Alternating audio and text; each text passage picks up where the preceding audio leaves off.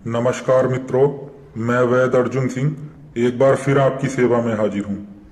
दोस्तों, अपने पिछले वीडियो में मैंने आपको नीला थोथा यानी कॉपर सल्फेट से शुद्ध तांबा प्राप्त करके दिखाया था और उसके बाद उसी शुद्ध तांबे को दोस्तों मैंने बरगद के दूध में रगड़ करके आपको ये टिकिया बना करके दिखाई थी और ये अब आप देख सकते हैं ये टिकिया बन चुकी है और सूख भी चुकी है। ये गिर करके टूट गई है लेकिन कोई प्रॉब्लम नहीं है।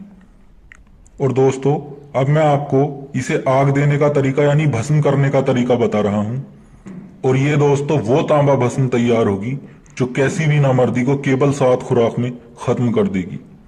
ये हम पहले भी काफी बार बना करके इस्तेमाल करवा चुके हैं। और जिन भाइयों ने पिछले वीडियो यहाँ तक के टिकिया बनाने तक के वीडियो ना देखे हों, लिंक मैं डिस्क्रिप्शन में दे दूंगा, आप वहां पर जाकर के देख सकते हैं। और इस टिकिया को दोस्तों 7 आगे दी जाएंगी और पहली आग किस तरह देनी है वो मैं आप लोगों को बता रहा हूं। सबसे पहले आपने आधा किलो आक के फूल ले लेने हैं। इसे मदार भी बोलते हैं, आंकड़ा भी बोलते हैं और आक भी बोलते हैं।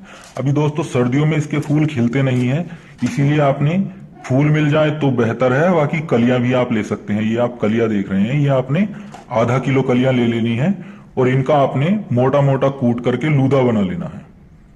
अब दोस्तों आपने आधे लूदे को हांडी में नीचे की तरफ जमा देना है और उसी लूदे पर आपने ये टिकिया रख देनी है और बाकी बचा लूदा आपने टिकिया के ऊपर से अच्छी तरह से जमा देना है। अब दोस्तों आपने इस हांडी को बंद कर देना है। इसके ऊपर से इसका ढक्कन लगा करके आपने इसकी मिट्टी की सहायता से अच्छी तरह से गिल हिकमत कर लेनी है। दोस्तों अभी यहाँ पर 2 दिन से बारिश हो रही है और सूरज भी काफी दिनों से नहीं निकला है, इसीलिए हम अभी आप गिल हिकमत इसकी करेंगे तो ये सूख नहीं पाएगी और काफी दिन ऐसे ही रखी रहेगी तो फिर इसकी जो गिल हिकमत है वो कमजोर हो जाएगी और कमजोर हो जाने पर भस्म जल जाती है। इसलिए जैसे ही सूरज निकलता है फिर मैं इसे तैयार करूंगा और आप लोगों को दिखाऊंगा भी। तो दोस्तों जब आपकी ये गिल हिकमत अच्छी तरह से सूख जाए फिर आपने इसे 10 किलो उपलों की आग देनी है। आप इसे बिरोसी में आग दे सकते हैं या फिर जमीन में गड्ढा करके भी आप इसे आग दे सकते हैं। आपने 10 किलो उपले ले लेने हैं और उनके छोटे छोटे टुकड़े कर लेने हैं।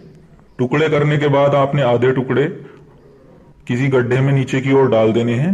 ऊपर से आपने ये अपनी गिल हिकमत की हुई हांडी रख देनी है और बाकी बचे उपले के टुकड़े आपने ऊपर से रख देने हैं और उसके बाद उसे हल्का सा सुलगा देना है। दोस्तों एकदम से इसे तेज आग नहीं देनी है, आपने ऐसे ही इसे सुलगा करके छोड़ देना है और लगभग ये आग आपकी 24 घंटे तक रहेगी और जब तक ये पूरी तरह ठंडी ना हो जाए तब तक आपने हांडी को बाहर नहीं निकालना है। और जब आग ठंडी हो जाए आपने इस हांडी को बाहर निकाल लेना है और इसकी गिल हिकमत को हटा करके आपने अपनी टिकिया को बाहर निकाल लेना है। अब दोस्तों आपने उस टिकिया को खरल में डाल करके लगभग आधा घंटे के लिए अच्छी तरह रगड़ना है और फिर से दोस्तों उसमें थोड़ा बरगद का दूध डाल करके आपने फिर से उसकी टिकिया बना लेनी है और फिर से उसे आग के फूलों के लूदे में रख करके आपने फिर से आग देनी है और फिर से टिकिया को बाहर निकाल के फिर से रगड़ना है। फिर से बरगद का दूध डाल के फिर से आपने आग के फूल के लूदे में फिर से इसे आग देनी है और इस तरह दोस्तों आपने आग के फूल में इसे 3 आगे देनी है। अब दोस्तों 3 आगे कंप्लीट होने के बाद में आपने इस बार अपनी टिकिया को आंकड़े के दूध में ही रगड़ना है। शुरू के 3 बार आपने बरगद के दूध में रगड़ा था, अब आपने आग के दूध में रगड़ करके इसकी फिर से टिकिया बना लेनी है।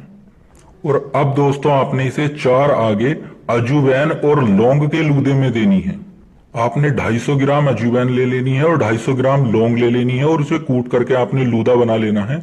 और अब 4 आगे इसे इसी तरह लौंग और अजूवैन में देनी है। और अब दोस्तों ये 4 आगे आपने सिर्फ 6 किलो उपलों की देनी है। पहली 3 आगे आपने 10 किलो की दी थी और बाकी की 4 आगे आपने 6 किलो उपलों की देनी है।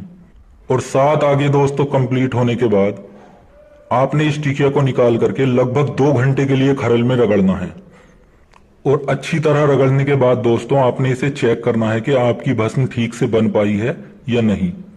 चेक करने के लिए दोस्तों आपने लगभग आधा चम्मच दही ले लेनी है जो बिल्कुल सफेद हो और उसमें आपने थोड़ी सी आपने ये भस्म डाल देनी है, लगभग 1 से 2 रत्ती, और उसे आपने उस दही में अच्छी तरह से घोल देना है। फिर आपने उस दही को लगभग 30 घंटे के लिए ऐसे ही रख देना है, धूप में नहीं रखना, छांव में रखना है। और 30 घंटे बाद दोस्तों आप देखेंगे, अगर आपकी वो भस्म दही नीली, हरी या लाल हो जाए तो आपकी भस्म कच्ची है। वैसे तो दोस्तों इस तरह से 7 आगे देने के बाद कभी भी भस्म कच्ची नहीं रहती है, क्योंकि ये तीसरी बार आग देने में ही भस्म हो जाती है, लेकिन फिर भी इसे 7 आगे दी जाती है, तो ये कच्ची कभी नहीं रहती। और फिर भी अगर बाय चांस कच्ची रहती है तो आपने इसे फिर से आगे देनी होगी और फिर से चेक करना होगा। और जब दोस्तों आपकी ये भस्म तैयार हो जाए फिर आप इसे इस्तेमाल कर सकते हैं। और इसकी खुराक दोस्तों एक चावल के दाने के बराबर लेनी है आपने, मक्खन, मलाई या दूध के साथ। इसे खाने के लिए आपने सीधा मुंह में नहीं डालना है कि आप मुंह में डाल लो ऊपर से मक्खन खा लो, इस तरह नहीं खाना है। आपने इसकी खुराक को मक्खन, मलाई या दूध में मिला लेना है अच्छी तरह से और फिर उस चीज को इस्तेमाल करना है। और इसकी खुराक आपने सिर्फ एक टाइम लेनी है, दिन में सिर्फ एक बार, खाना खाने के लगभग 1 से 2 घंटे बाद। और दोस्तों ये इतनी ताकतवर भस्म होती है जो कुछ ही खुराकों में कैसी भी नामर्दी को जड़ से खत्म कर देती है। मरे हुए लिंग में भी ये भरपूर तनाव आता है इसके इस्तेमाल से। और इसके इस्तेमाल से टाइमिंग में भी काफी सुधार होता है। और जो भस्म दोस्तों बरगद के दूध में रगड़ करके बनाई जाती है वो टाइमिंग के लिए भी अच्छी होती है।